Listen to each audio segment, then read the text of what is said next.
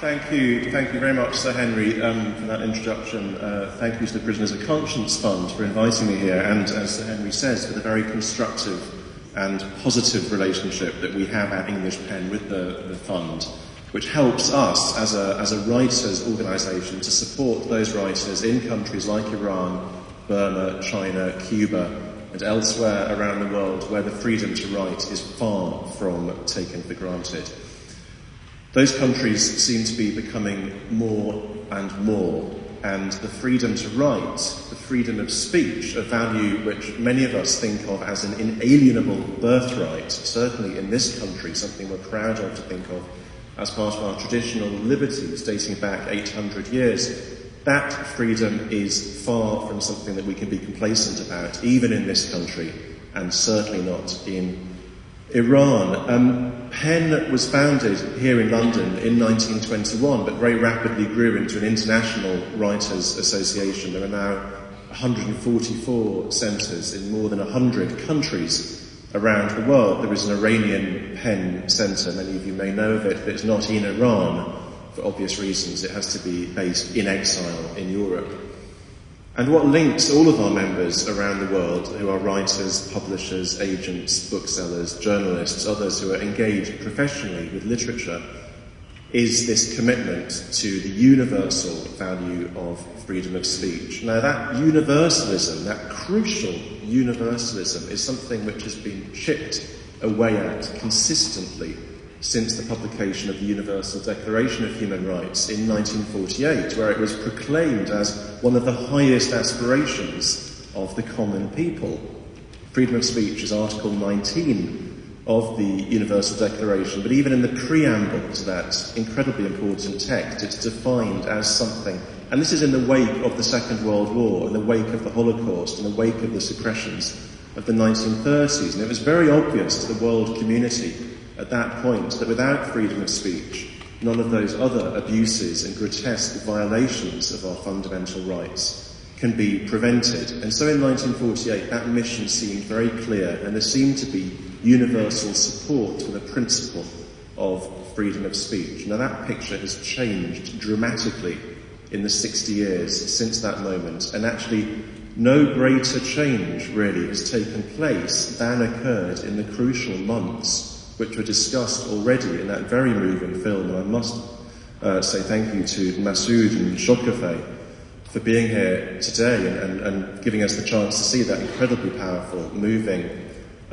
piece of work. But what was happening in that period in Iran has enormous significance, both for the people of Iran today, but also for the world community. Because what the Ayatollah did at that same time, partly, I think, in order to distract attention from the human rights violations which were taking place, but also in a perverse but strangely successful way to build support for the idea of censorship, was to declare a fatwa, not against the people of Iran, not against dissidents within Iran who were protesting on the streets, but against a British Indian writer who in this month, 21 years ago, just as that uprising was taking place, published a book here in London, a book called The Satanic Verses, a book which, among many other things, is primarily a savage attack on Britain. Not on Islam, not on Muhammad, not on core faiths, core aspects of the Muslim faith, but actually on Thatcher's Britain and its immigration policies. Anyone who actually reads the book will see it's an indictment of this country. But it was this government that he attacked that was forced to spend millions of pounds of taxpayers' money protecting him. And he's still under real threats today because of that fatwa that was declared on February the 14th, 1989. A kind of Valentine's Day present of the strangest kind, or others have described it as the worst book review a writer ever received. The fatwa led to deaths. Rushdie, fortunately, is still with us, but his Japanese translator was killed, his Norwegian publisher was attacked. Many others died, actually, in the course of protests against the book in India and Pakistan. And in this country, the Muslim Association of Britain attempted to bring a private case for prosecution, for blasphemy against Rushdie. It failed because at that time it was deemed that the blasphemy laws did not protect religions other than Christianity. In fact, it was established that the blasphemy laws only protect the Church of England. Several years later, the Labour government, in its wisdom, decided to change that situation, to move towards a state where the feelings, the sensibilities of all religions were protected from so-called abuse or offence, and they drafted a Religious Hatred Act to that effect. Now, at Penn, and at many other organisations, we felt that this act set a very, very dangerous precedent, because it actually seemed to give legislative force in the United Kingdom, in one of the homes of civil liberties, to the very principle that the Ayatollah embodied in his fatwa, to the principle that to offend someone's religious beliefs is a crime. And it was very clear that if the Act in its original form had become law, that Salman Rushdie, other writers like Gurpreet Bhatti, who wrote a play about the Sikh religion in Britain, Monica Ali, who wrote a novel, Brick Lane, about the Bangladeshi community in Tower Hamlets, the authors of Jerry Springer the Opera, a play which satirises Christianity, any of these authors could potentially have faced prison sentences as a consequence of the offence that they would cause to members of those faiths. Now, in that respect, I feel that the fatwa 15 years later had almost borne fruit in the deepest way when Western liberal states were starting to enact the same kind of attitudes that were coming out of Iran as a response and as a distraction from what was happening at the end of the 1980s. The globalisation of censorship really was starting to become a reality.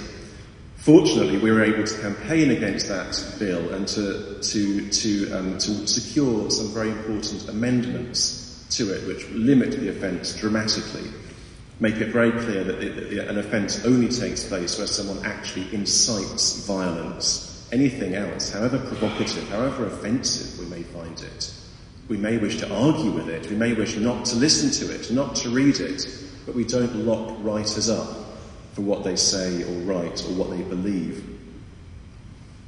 Nonetheless, something very important has changed, and I think what was most worrying was that many liberals in this country, in Canada, in the United States, elsewhere, to varying degrees seemed to come out against Salman Rushdie and seemed to support the idea that free speech is not a universal value, that free speech is something which can be negotiated, which perhaps you have to be on good behaviour. Perhaps free speech is a duty more than it is a right or a freedom, that you have to earn free speech by being a good citizen, not that free speech is something which is there as the very oxygen of democracy, because it lets in air, because it allows people to say things which are shocking, which may be upsetting, but which can bring about change.